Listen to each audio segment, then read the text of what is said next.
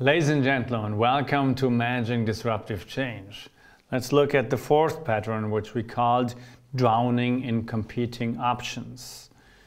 As I said, it's over here, the fourth pattern, and the competing options are down here. You're a cyclist and you have many different options to buy a new bicycle. A good example for an industry that is facing competing options right now is the car industry. The car industry where many changes happen at the same time. Starting with customer behavior. If you look at the customer behavior today, you have new preferences. People, especially in cities, say they don't need to buy a car anymore. In addition to that, especially in large cities, you don't want to have the emissions there. This is why large cities push electronic cars a lot more than rural areas where range is a different question. So you have different requirements coming from the market, different customer behavior. Competitors are taking up, so a Tesla is coming up and a Tesla is selling electronic cars.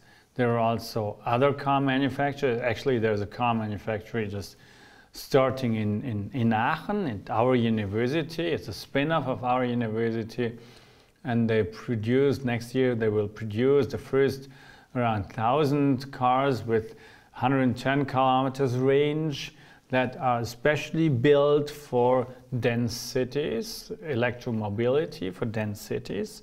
So new players entering the market, and they follow up the new ideas of customers. They use new technology.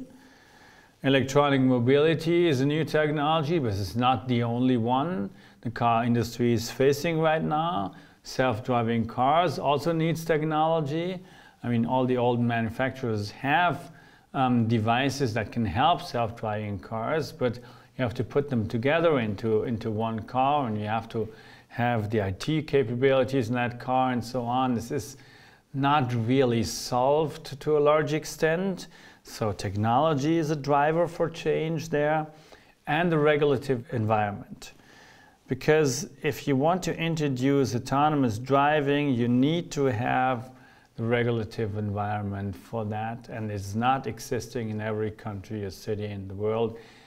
So the pressure is basically coming from all four dimensions: regulation, technology, market, and competitors. So a company like Mercedes is drowning in those competing options because nobody really knows which of the influences will prevail in the future.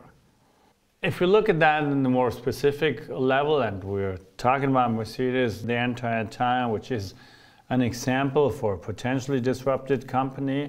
Again, they react, they are only potentially disrupted. We see many influences on the left side that can take away market share from the right side or disrupt Mercedes.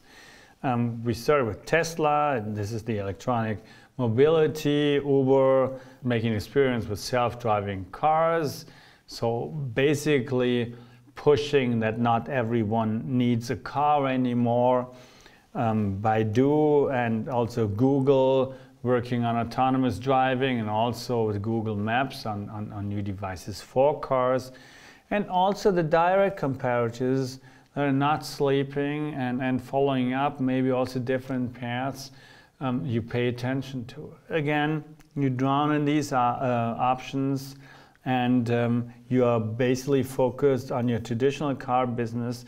Actually, you have to be focused on traditional car business because every Mercedes buyer wants a Mercedes to be perfect.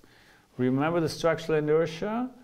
We want Mercedes to be perfect, plus we want them to look at all the new options. And you can easily imagine that this is really difficult because extensive research and development efforts are necessary in each of the field. So the selection of which of the fields is really important. So if you sense the opportunity, remember dynamic capabilities, really seizing these opportunities in the right way is the most important question here.